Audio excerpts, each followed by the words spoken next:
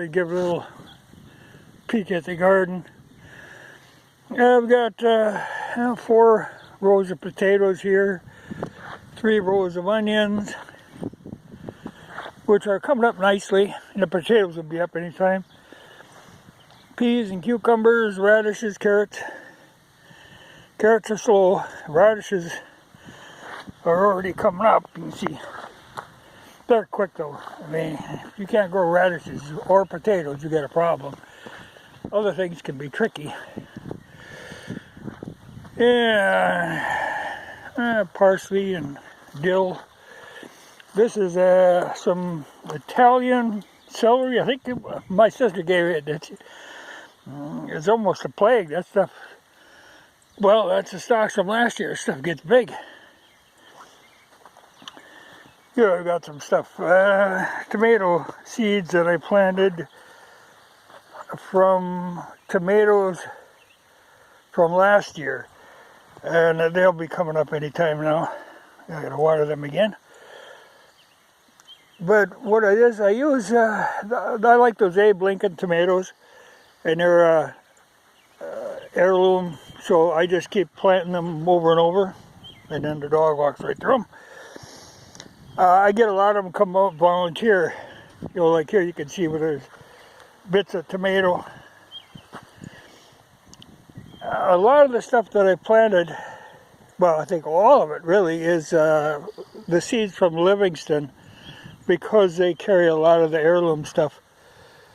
Speaking of heirloom stuff, even, I should transplant some of these. These are the potatoes here, but you see all these little things coming up. They're cucumbers. You know, from an old cucumber that laid here, got dug in, came right back up. So I think I'll transplant them someplace and let them go nuts. But that's the good thing about the heirloom seeds. But like I said, in Livingston, the seeds are very expensive, or inexpensive, because that's the problem. A lot of times, if you look on these websites where people are selling heirloom seeds, you know, they have them way overpriced. You know, this is a lot of viney stuff, and what I did is I planted it where I had corn last year, because you got all that trash from the corn. Well, fine. I'll let the pumpkins and watermelons and whatnot, they can vine out over that. You know, the trash ain't gonna bother them at all. But I gotta get in here pretty quick and finish my fencing. I have to put, well, you can see that roll of chicken wire laying there. Gotta put that all around the garden, because the rabbits did me a lot of damage last year. And even this morning now, I saw a rabbit was in here.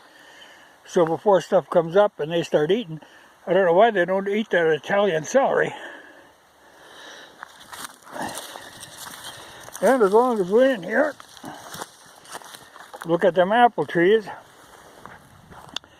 This is the runt of the litter. Okay, this is a snow sweet apple. Okay, you can see it's greening up. And the grapes, they don't look like much, but even the wild grapes don't look like much yet. They're just starting where they're going to kick in. Okay, now what did I say? That was snow sweet? Yeah.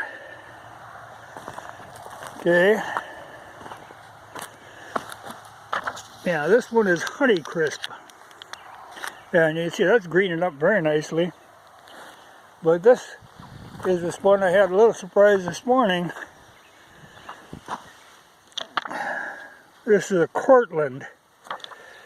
This one is blossoming. You know, so that's a good sign. That's healthy. Well, and you can see the wild plums are blossoming, except for some of them that the rabbits actually nailed. The rabbits actually ate the bark off some of them, but they were getting a little thick in here anyway, so that's kind of all right. Okay, this apple, which I've heard good things about, is a Fireside. Now that isn't blossoming, but it's got plenty of leaves and branches on it, so that's doing fine. But you can see these wild grapes. They're just thinking about starting they're budding, so that'll be a jungle pretty soon. But I really like that. That makes a nice windbreak. You know, it would be a bugger if you had a fixed fence. You wouldn't want that happening on an old fence.